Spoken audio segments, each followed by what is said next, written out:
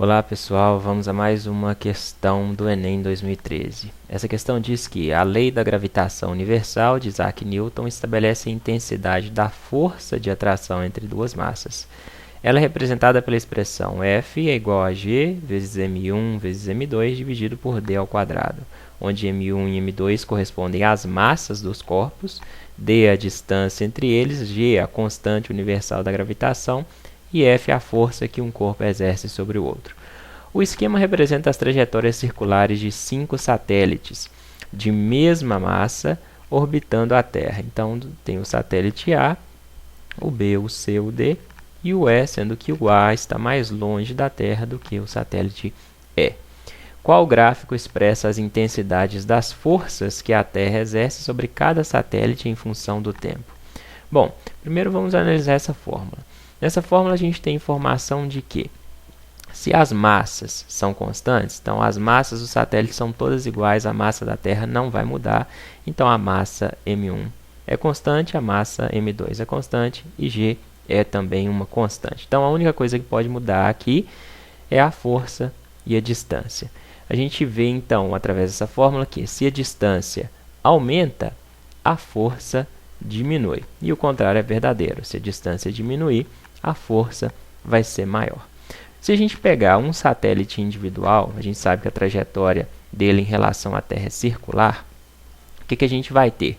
Para um satélite individual, se a trajetória é circular, a distância do satélite em relação à Terra é o que? A trajetória é circular. Então, a distância do satélite em relação à Terra vai ser sempre a mesma, vai ser mais uma constante. Então, se a distância é constante, as massas também dos satélites da Terra são constantes, o resultado vai ser uma força constante, ok?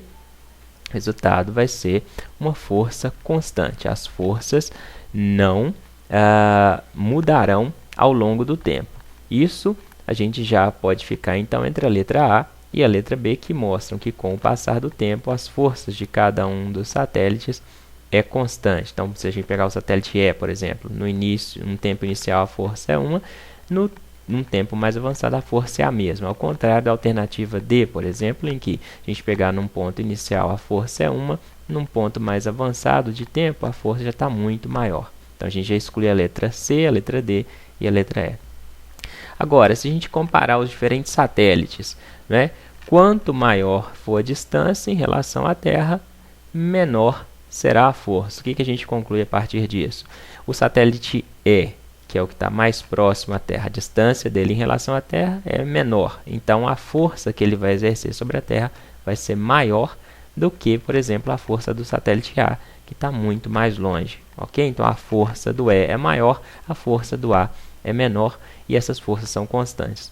O gráfico que representa isso é o gráfico da letra B, em que o satélite A apresenta uma força muito pequena, mas constante ao longo do tempo, enquanto que o satélite E tem a maior força, né? Então, a gente vê aqui no eixo Y a maior força do satélite E, que é o que está mais próximo à Terra, e essa força é constante.